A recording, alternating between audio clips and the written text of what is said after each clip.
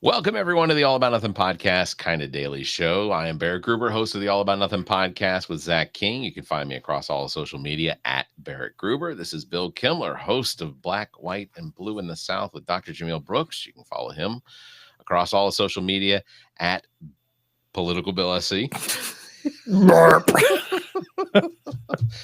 Out of practice. Hey. We didn't do one of these Monday night. Yeah, we're going to talk about that. Yeah, we can open up with that. So I still don't know why our power was out for roughly 2 hours, but when the power did finally come back up, what are you talking about? Our power went out. All right, I'm not good at this. You forgot to show up. That's what happened. I didn't know where this story about power outages came from. Okay. Was I supposed to be following along and kind of going along with it? I was here. I showed up, I logged in, really? And you had just forgotten. Did you Why really? can't you be honest? Yeah. Okay. So no. So anyway, when our power came back up, my modem did You're not staying come with up. it. Yeah, Okay. You're staying with it. Okay. My- Yeah. Power was out. yeah. Yes. We had a horrible hurricane come through South Carolina last week, knocked your power out. I'm going to be honest with you. Nothing happened. But my neighbor, so the power was out from my neighborhood all the way to where my son works at the Little Caesars. The Little Caesars was without power. So at 6:45 or so, I had to go pick him up because they were closing. You know how you can tell he's lying? It's overly detailed. Like when you have to fill in every little corner to establish credence, you're just overcompensating for the lie. Bill, you're not good at this. This is me. So pick him up, bring him home. An hour later, his supervisor calls and says, "Hey, you need to come back up here and do inventory. I don't care if you have to do it by flashlight." So I drive him back up there. The power's back on there, but not back at the house. So I get home from dropping him back off. Power's still out.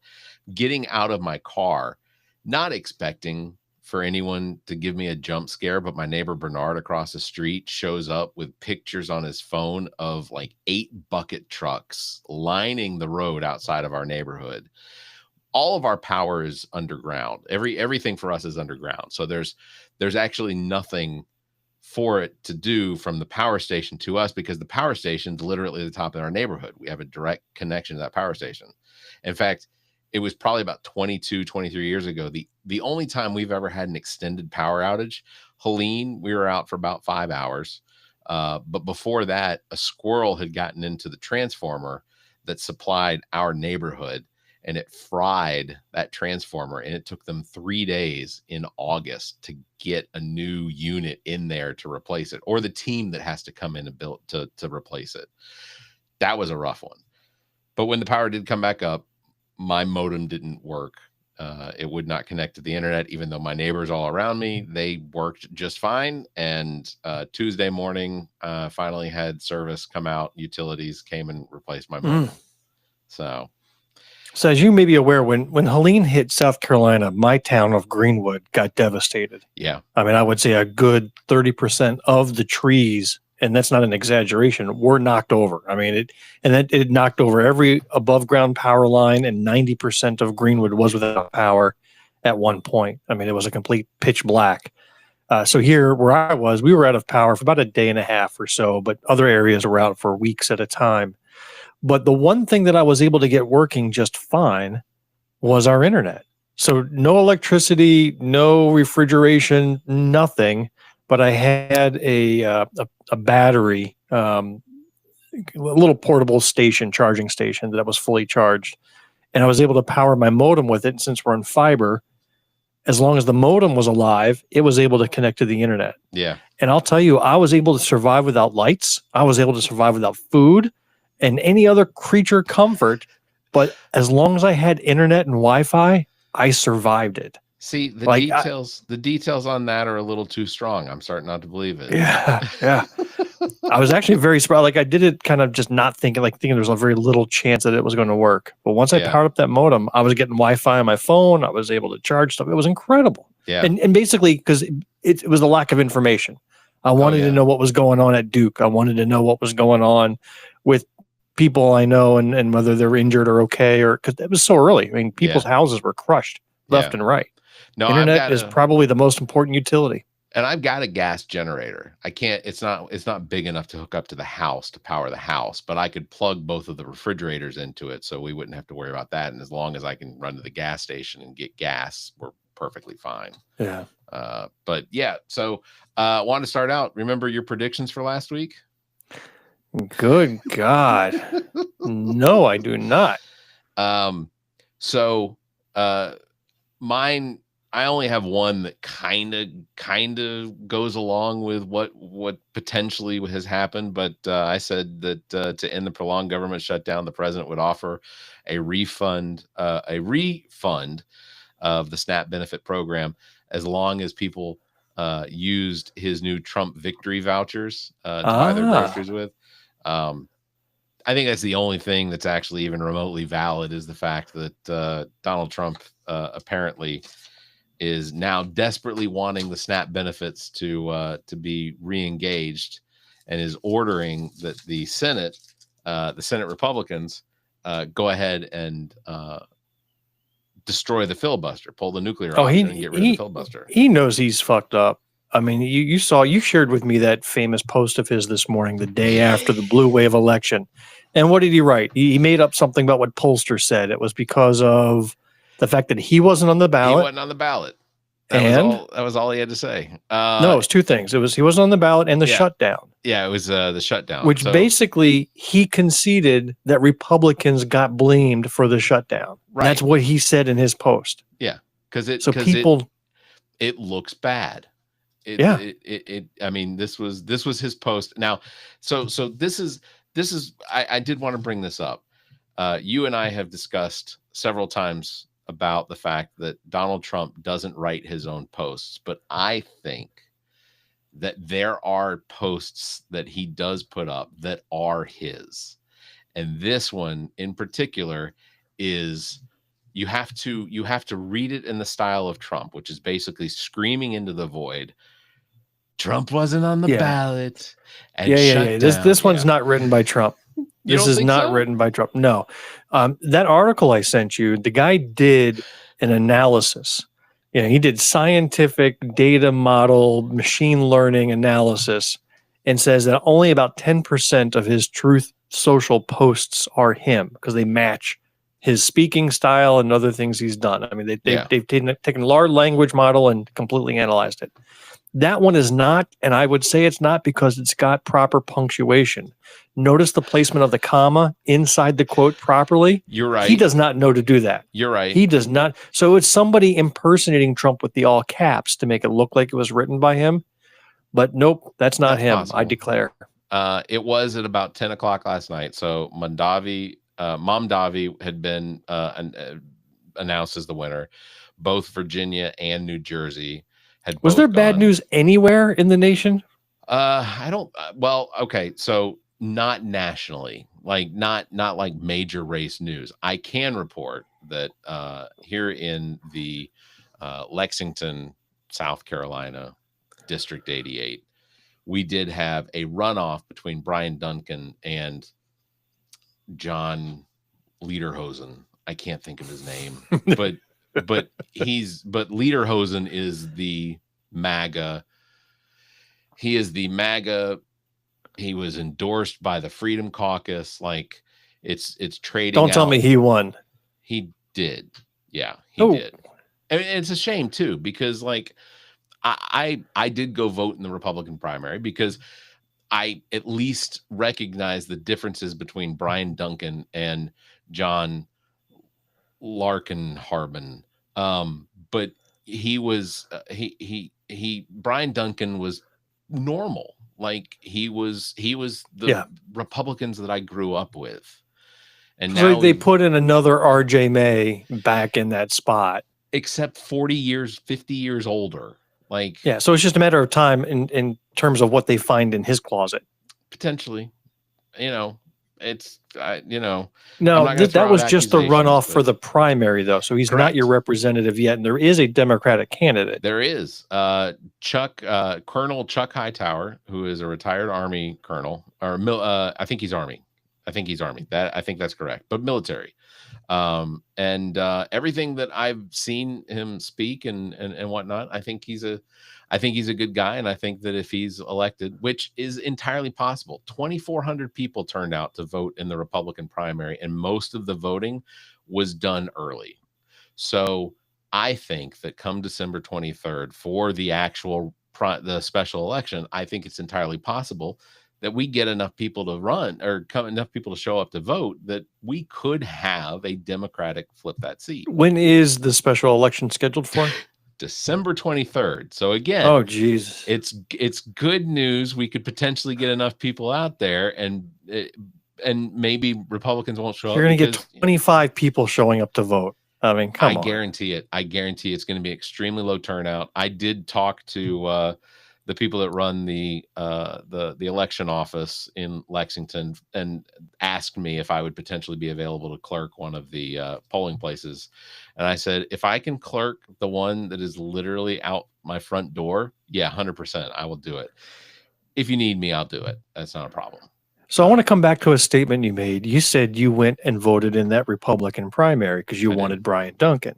Had you voted in any Republican primary before? Is that something you've done before? Okay, so then you must already be on the Republicans' mailing lists. Yes. Yeah. In fact, because I put that down as the one downside is that if you want to go, like all the people that wanted to try to get Nikki Haley in over Donald Trump so they show up to the Republican primary, and I said, you have just doomed yourself for life. Yeah. You are now on the Republican mailing list. I don't know about you, but literally I've gotten 6 Pam Evett flyers within a 2-week span because I'm on some damn mailing list somehow from the past. Yeah. You can't escape it. You are now, it's like herpes, man. You're on a Republican mailing list now. No. And I have voted in Republican primaries before, and you got Republican herpes then. That's it. Dang, there's no cure for that. No, you're right. But it's just like every other case of herpes. It's this one comes back. It's a pain in your balls over and over. Yeah, I was gonna say this one just comes with a more. This one comes with just a hint more racism and misogyny is what's included in the Republican herpes. Real quick, I think you have a title for the episode now. Republican herpes includes racism and misogyny. Priest Jacobs, host of the Priest Jacobs podcast, new SoulHAUS Sessions with Priest Jacobs coming up November 19th at the University of South Carolina Koger Center for the Arts. Doors open at 5 p.m. 6 o'clock is the conversation with Delana Dameron. Information can be found in the show notes or following at Priest Jacobs on Instagram. So we didn't have a show Monday. And one of the things that I wanted to bring up was Donald Trump apparently now claims that Seth Meyers of the Late Night with Seth Meyers show is likely illegal because it is so anti-Trump. Well, didn't it arise because he hosted like a press banquet of some sort? Years there was ago. Like a ceremony for. Was that years ago or was that just recently? I don't remember. He made a bunch of jokes at Trump during one of All right, those. so that was yeah. I saw the video, but that was years ago then. That wasn't recent. No. I'm just wondering what it was that triggered Trump to say that. I'm guessing because ABC has already drawn a line in the sand and they said, and basically they are not going to get rid of Jimmy Kimmel, who brings in a ton of money for ABC. As unpopular as Trump thinks that he is, he still gets 2.5, 3 million to 5 million views a night. And then his YouTube is. Yeah, but then so do you. I mean, it's a big deal. Sure. I mean, it's. Yeah, of course. Who doesn't get that? It's weird about the fact that Donald Trump, our president, isn't above not just going along with the humor, not just accepting that there are people out there that don't like him and they're going to make fun of the things he does. I feel like that's just sort of the part of being old and dementiated. Like he just can't, there are things that he can't let go. And this is one of them. But I think that's also him as a 25-year-old. I don't think that was something he developed in his old age. I think he was that vindictive, holding a grudge forever. Yeah. Well, at the youngest age. That's just him. His parents were always there to protect him when he was, up until the age of 40. Like this was an individual who never had to fight for himself. He never had to do anything that would have earned him any experience in how to deal with critiques or anything like that. And this is the result, is we have a 80-year-old president. I also wanted to talk about, there was a report that came out that more than a third of ICE applicants can't complete a basic athletic test, including 32 sit-ups, 15 push-ups, run a mile and a half in about 14 minutes. Said that these recruits have been described by the White House as athletically allergic. All right, so let me ask, could you do that right now? Those three things. The mile and a half in 14 minutes? No. But the 32 sit-ups and 15 push-ups? Yeah. Yeah, I could do that. Yeah, I think I could do all three right now. Yeah. As out of shape as I am, I know I can do that. That's not going to be a challenge. I won't feel great afterwards, especially the run, but I could do it. Yeah. I think so. I worked my way up from about what's 30. That signing bonus again? The signing bonus? It's like 60 grand, right? Isn't right? 50 or 60 grand? I'm starting to think now, like, what if we had good guys join ICE?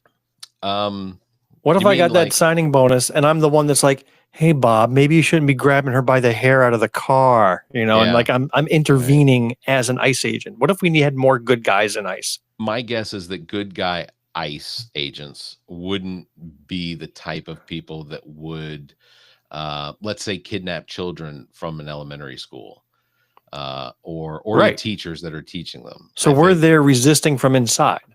Right. Say that one more time. Like, we're all masked up, so you can't tell who's who anyway. Right. Yeah, so you might as well be in there, and you're blocking another ICE agent from grabbing a kid from the bathroom. Yeah. Yeah, you're right. You're being the good guy. Yeah. What if? And they can't tell who you are. You were the. In fact, what you can do is you can impersonate one of the other guys that you don't like and get that guy fired. So you can completely sabotage all of ICE's operations. Yeah. Yeah. You're not wrong. I maybe so. What we're talking about here is potentially getting some insurgents into the ICE program that would potentially unravel the program from the inside. Yeah. And receive a $50,000 signing bonus. It's like, instead of a psyop, it's a fat op. Yeah. We go in there, roll around with them, be all out of shape, but we're all masked up, so they can't tell. Can I just do it on the weekends? Is that an availability? Have you ever seen these ICE things happen during the weekday? No, it's all weekend warriors. I feel like that's potentially true. I feel like that's potentially true. Other thing that I wanted to bring up on Monday night was the fact that we now have. Are we doing Monday show or are we doing Wednesday show here? It sounds like you're living in the past, man. I know, but I had notes and I wanted to do it. You wrote to me and said, I had a good show plan. Like you were the most disappointed individual. I did. And I'm going through this very briefly. This is so all of these individuals who are part of the upper echelon of the Trump administration all now live behind gated walls and military walls. Stephen Miller and his family. Marco Rubio. Is Marco Rubio married? I think he is. Or would his wife have left him when she started calling him little Marco? Pete Hegseth, he now lives behind the walls of a military base. Kristi Noem lives behind the walls of a military base. Tulsi Gabbard is also living behind the walls of a military base now. Why? I don't understand. Well, actually, you need to start asking the people who aren't behind those walls, why weren't they invited? Yeah, that's fair. Like think like, why is RFK Jr. not back there? They're like, no, we're not letting this creep back in here with us. He can stay out there. That's fair. That's a good question. Where's Kash Patel? Why is Kash Patel not within those walls? They're like, no, that freaky ass, he ain't coming in here with us. Could you imagine Larry David's wife from Curb Your Enthusiasm having to live behind, like, on a military base with RFK Jr.? I have to call him Jr. I forget because there's respect for RFK, no respect. How about that AI video I sent you of JFK sitting down to do an interview, and in walks this little snot-nosed boy coughing, and JFK says, "Bobby, get your freaky little kid out of here." That was fantastic. That was fantastic. I wish I could pull that up. That was fantastic. It was so my good. Favorite. I mean, that was my favorite AI clip I've ever seen. It was the best. It was so good because, like, you didn't have to know that was RFK Jr. to know that was RFK Jr. Because you're like, he was a fucking little snothead. Like, he was. If there's one AI video out there that is most likely to have actually happened, that was it. I have to believe that that's real.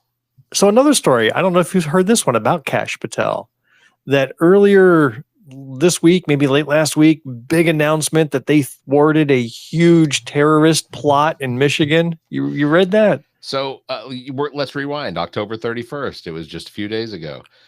We all woke up to headlines that Kash Patel had made this huge announcement saying that they had thwarted this Islamic terrorist attack in the Michigan area or whatever. And only after 4 days, we still have, this was on Monday. So these were Monday's notes. So after 4 days, multiple young men aging 16 to 20, described as gamers, had all been arrested, put behind bars, no formal charges. To this day, there still are no formal charges. Authorities allege that the plot was inspired by the ISIS extremist group. There are also mentions possible connection to an earlier arrest in May of 2025 of a former Michigan Army National Guardsman, but that has already been debunked. The defense lawyer for at least one of the individuals that is detained, despite disputed that the terrorist attack plot claims, stating just young men on forums that they shouldn't have been on, and suggested that no illegal activity has occurred. And I have not seen an update on that since then, but I think I did see something like a judge said that they don't see the evidence supporting the arrests. And there's you said no it at the beginning. You got teenage gamers. Yeah. Right. Shit talking. And then you claim that you've just blown up an organized terrorist plot. Yeah. So as soon as Kash Patel announced it, I knew it was bullshit. It did feel it's like the more sure he is of himself, the stupider you know the outcome is going to be. Yep. There's a direct equation. He's, for me, anything I hear about Kash Patel is generally not going to be good for the United States. To be honest with you, I am surprised that all of our national monuments and other targets aren't on fire right now, because if I was a hostile foreign agent, government spies, terrorist organizations, they would be having free reign throughout this country right now, because we have the dumbest head of the FBI and CIA at the moment. And I cannot imagine they're doing any good right now. He spent, I think they said the price tag was like $6 million to fly him and a date somewhere for dinner. Oh yeah. That was just last week. Like it's and a senior FBI official with many, many years of service, like one of the good guys left at the FBI, was summarily dismissed because of the leak of that date. Right. Now, I don't know how it was connected to him, but apparently there was a leak and he had to take the fall for it. And it's like, man, I don't know. Like I look back at last night. I was excited to see that the elections in Virginia and New Jersey. I don't know how I feel. Okay, so I don't know how I feel about playing that game of California allowing now that, read the redistricting, because Texas did it and Indiana's going to do it and Missouri's going to do it and all this whatever. I'm uncomfortable with it because I feel like it sets a precedent, but I think you have to fight fire perfectly with fire.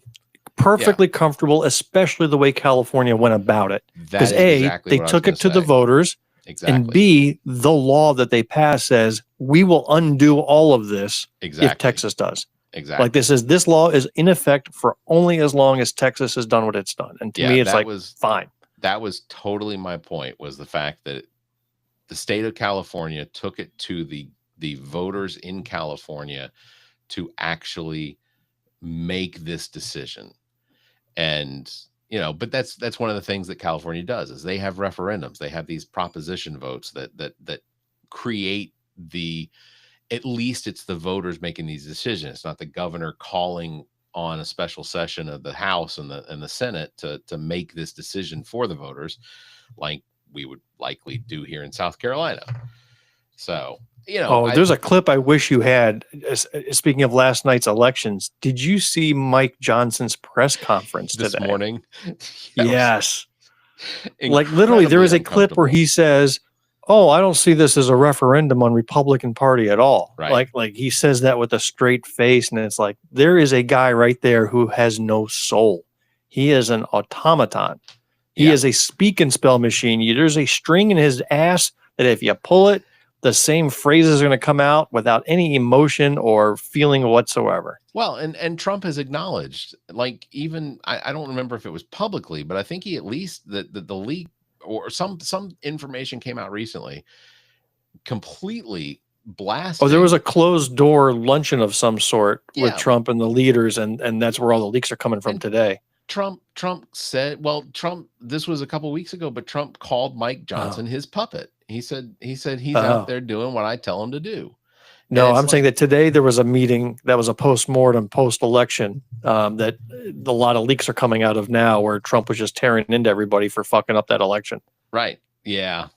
Which, I mean, it's not like these things don't happen to whatever party is in the White House. If a party is in control, it's happened to the Democrats, it's happened to the Republicans. We run into these off-cycle elections or whatever, and we do the same. We have the same thing over and over. Is if, let's say, Biden was president, when the midterms came up, he lost the House and the Senate. Well, I do believe in cycles, and if you roll back to Trump's first year, the 2017 election, there was a little mini blue wave that hit before the big blue wave crashed onto his ass in 2018. Yeah. But the thing that I see these comparisons, because people are doing the analysis, is there were a lot of Democratic victories at the end of his first year.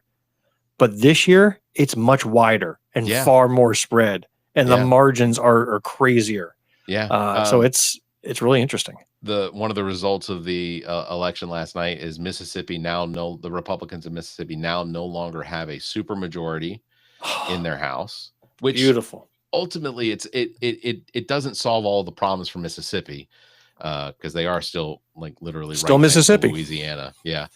Look, the joke always goes, if you live in Georgia, you're thankful for Alabama because you're not touching Mississippi. If you live in Alabama, you're thankful for Mississippi because you're not touching Louisiana. So, but the supermajority was flipped. Georgia had two statewide positions that both went to Democrats. The Republicans both lost both of those in Georgia. They had pretty high turnout for what was considered an off-cycle election. So it's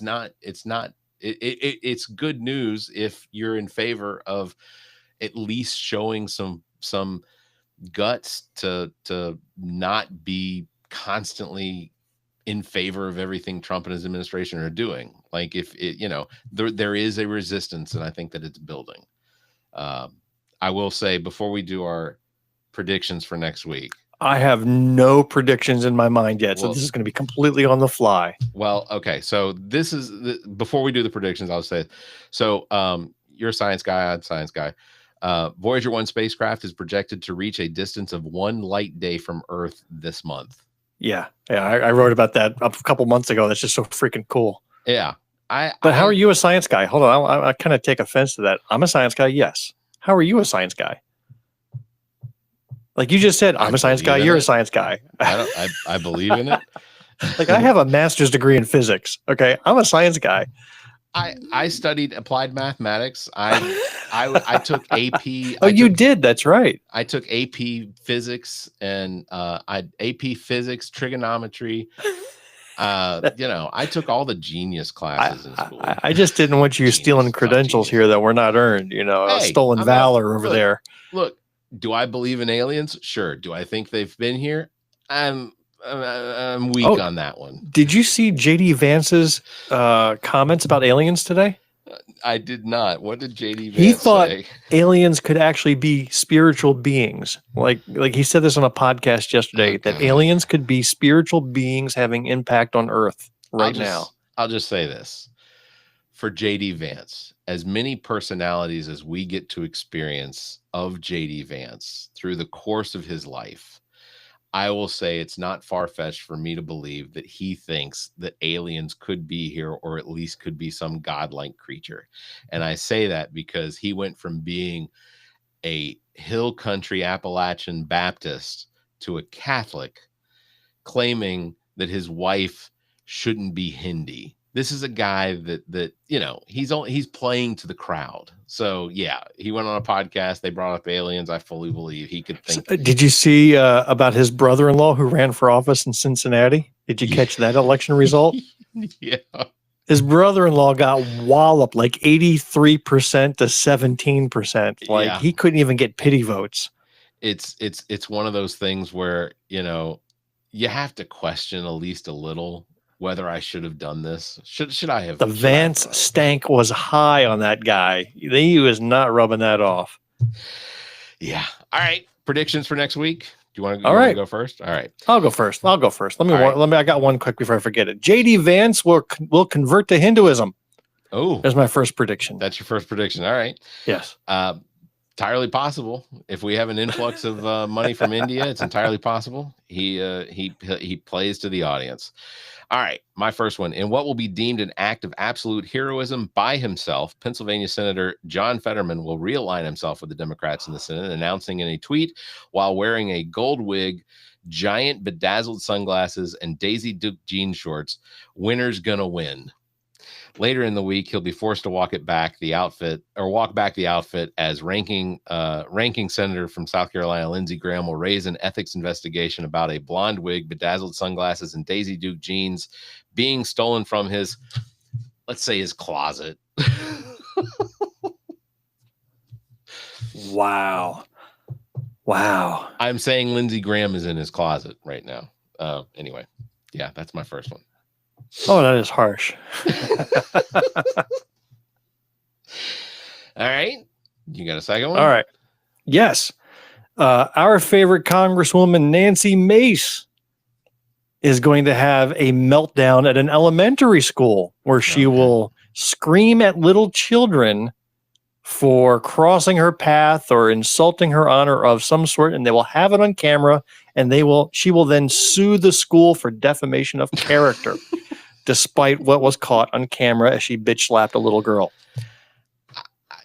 I saw somebody sent me a thing tonight that Nancy Mace is now attacking, and she's been doing it, but she's attacking South Carolina Attorney General Alan Wilson because apparently he is going after her in this whole Charleston airport whatever nonsense that, to me, I still don't even understand it. She asked for private security to walk through the airport. For what? I know what Nancy Mace looks like, but in a crowded Charleston International Airport, I wouldn't be able to pick her out of a crowd. I could care less. I'm paying attention to my 4-foot bubble around me, trying to avoid coming in contact with someone or their sick kid because it's flu season, and I don't want any of that. So But the whole thing is Nancy Mace said she'd be there at a certain time. She did not show up at a certain time. She didn't show up apparently in the vehicle that she said that she was going to be showing up with. And the airport security was like, she's not here. So what do? They went back about their business, doing their job. And then she gets pissed off because I guess she didn't make her flight on time or whatever. And it's just whole ridiculous thing. And I'm like, what makes Nancy Mace think that she is important enough to require private security? Pay for your own private security. Walk around with a bodyguard. Like, get over yourself. I'll tell you who wouldn't walk around with a bodyguard. This guy. No need. It's because you live in a 4-foot bubble. I mean, you just declared why you don't need a bodyguard. I'm constantly swinging my arms. Don't come near me, man. All right, my second one. Donald Trump will continue his social media claims of the 2025 Democratic wins in Virginia and New Jersey were rigged because he will reveal he rigged them. He will announce that he had in order to prevent an interstellar war with an inhabitants of the 3I Atlas spacecraft. He will give no details on this threat of space war, but will later claim that the aliens have nominated him for the Nobel Prize for Star Peace. Okay, I lost the thread of your prediction early on because it was so convoluted. But he had to rig the election in order to keep the aliens happy, so they didn't start an interstellar war. And you just repeated it. I'm still lost. I'm good for like the first half of that epic tale, but then the second half I get lost. But that 3I Atlas, I think I am. You were an early adopter of the conspiracy theories. I think I'm starting to come around because the more scientific weirdness I'm seeing coming out of that freaking thing, the more concerned I'm getting. So one of the weirdest things I think of that I heard lately was that as 3i Atlas was coming back around the other side of the sun from us, that there was an announcement by NASA that they were doing a training space Earth protection system in place. And it was a little coincidental that NASA, along with the administration, decided that they were going to do that just as this thing was coming around. They said that somebody said that it did pick up the speed that seemed to give us the idea that maybe the slingshot around the sun, the additional energy pickup or whatever, could lead to potential intelligence. It's basically doing all the wrong things is how I summarize it at a simple level. Like all the things scientists have expected from these interstellar objects that circle around the sun, it's just do it. Like things are pointing the wrong way. Speed is growing the wrong way. Just everything's wrong. Yeah. All right. You ready for my third prediction? I am. I predict that Dr. Annie Andrews will never come back to Black, White, and Blue in the South podcast. I'm going to go out on a limb here and make that wild prediction, and we'll see if it comes true. That was the last visit. That was the last visit. All right. My last one is a shorter one. I'll work on getting these shorter. I like to tell stories. My last one, next week, the bruise that has appeared in photos and videos on the president's hand will open its eyes and speak for the first time, revealing to the world that it has been in control this whole time. You know, eyes popping out of a hand is a Stephen King short story. Which story is that? It's from Night Shift, his first short story collection. Yeah. And in fact, it's on the cover. You see a lot of that book's covers with a raised bandaged hand with an eye poking out of the middle. Yeah. And I forget the name of the story itself. I'd have to go look it up because there's 22 different stories in that book. But one of the stories was about astronauts who came back from a mission from Venus, and somehow they picked up some interstellar alien life form that grew eyeballs on their body. But that was just crazy.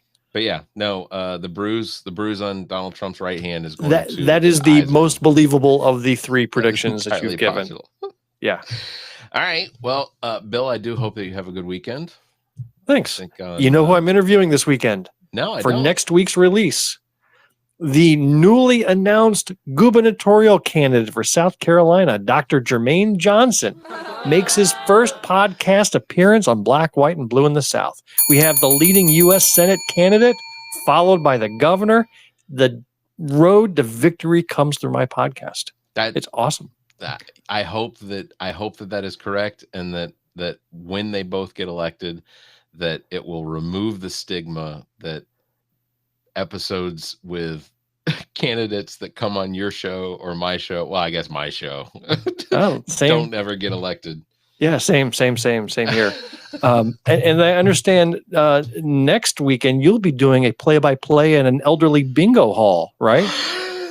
You'll be broadcasting live from a senior center. Is that what I hear? No, I am excited though. Next week's episode is going to be a crossover episode with the ladies from our True Crime podcast. I am looking forward to that. That's going to be cool. It was really fantastic, and it was, I think, one of the coolest things that came out of it was just, I recognized from years and years ago just how incredible a person Jennifer Wilson was.